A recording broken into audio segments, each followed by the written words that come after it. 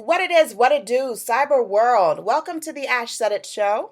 I am your host, Ash Brown. I appreciate all of the love and support that you guys continue to show this show. Over 1,800 episodes and 500,000 streams worldwide. I appreciate you guys for all of your love, all of your support. It makes a huge, huge difference. And yes, we are still well into the holly and jolly season. Today, I've got biology and chemistry major, and she's the CEO of TrapStix, the wonderful Aysia Hilliard. Hey, Aysia. Hi, thank you so much for having me. Thank you so much for joining me today, Aysia. So, Aysia, what part of the country are you at today? Right now, I'm in Atlanta, Georgia, but as you said, I do go to school in D.C., but I'm home for the holidays, so. Okay.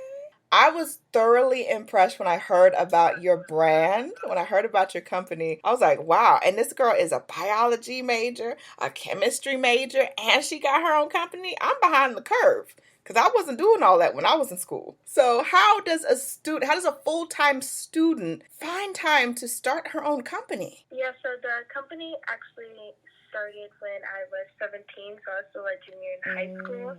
So it was a little bit easier to kind of build my foundation before I got to college and whatnot, which being a business owner wasn't necessarily something that I always dreamed of. It kind of came to me. Entrepreneurship really chose me.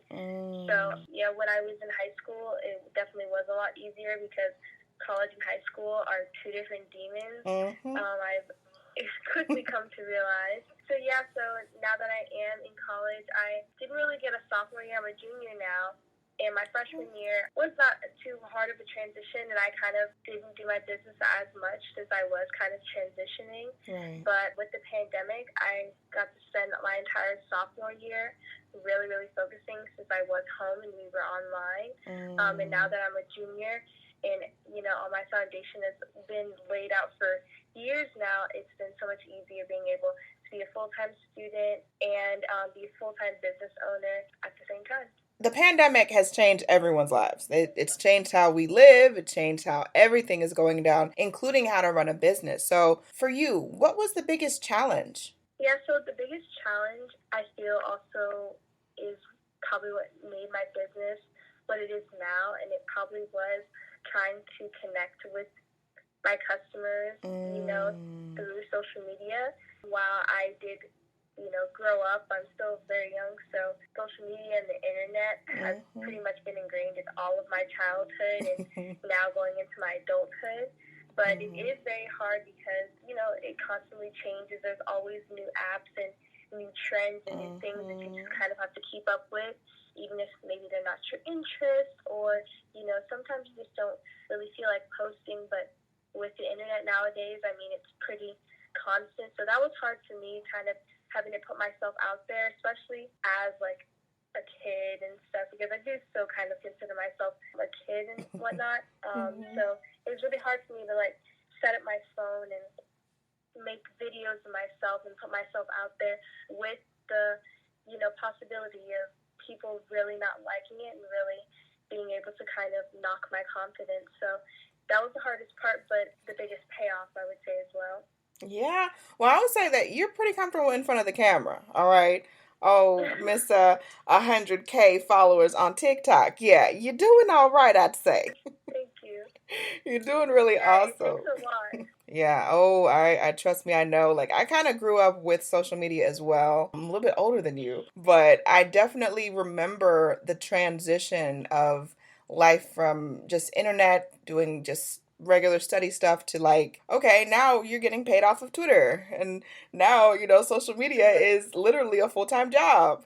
So it's been very fascinating to see how things have changed. What would you say has been your proudest moment with the company? My proudest, so there's been so many. I feel like with the expansion of my shop in general, that like having the means to be able to do that, because before I even started on TikTok in July of 2020, I had my business since December 2017 slash January 2018. So all that time I didn't have a TikTok, and so I was really, doing this solely based off of just my parents, giving me money and helping me churn out these lip balms and my ideas and stuff.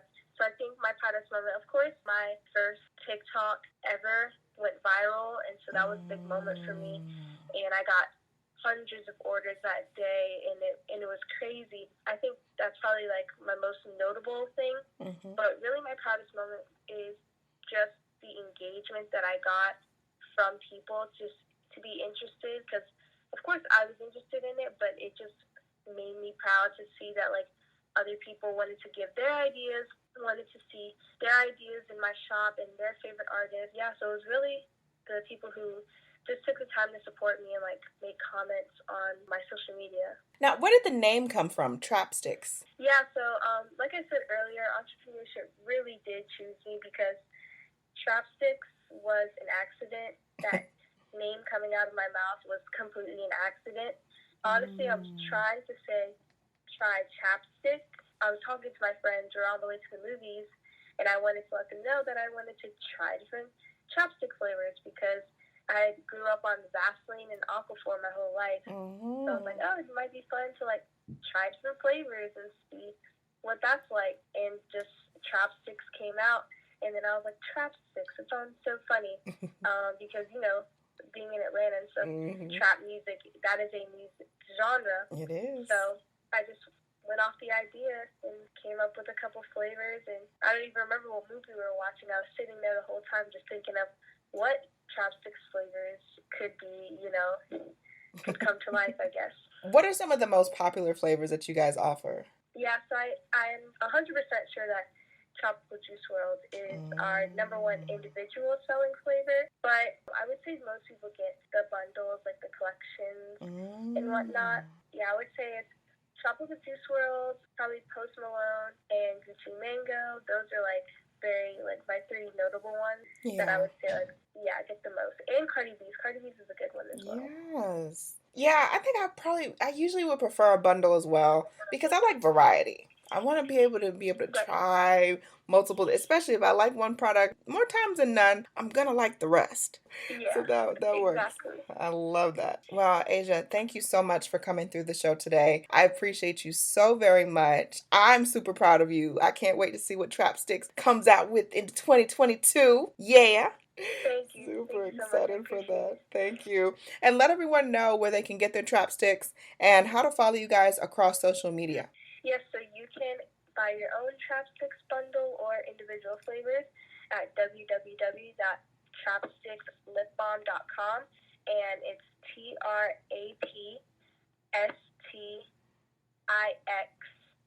lipbalm.com, and then all of our social medias are at ChapStix Lip Balm, again with the STIX, not a CK. All right. Sounds like a plan. Much more success to you and the whole team, Aysia. Keep doing good things. Can't wait to see what's next. I appreciate each and every one of you guys. Thank you so much for all of your love and support. Keeping in mind, anyone to tell you that you can't do what you want to do. You look them square in the face, you tell them, don't believe me. Just watch. Watch what I do. Watch me make it happen. Watch me make history.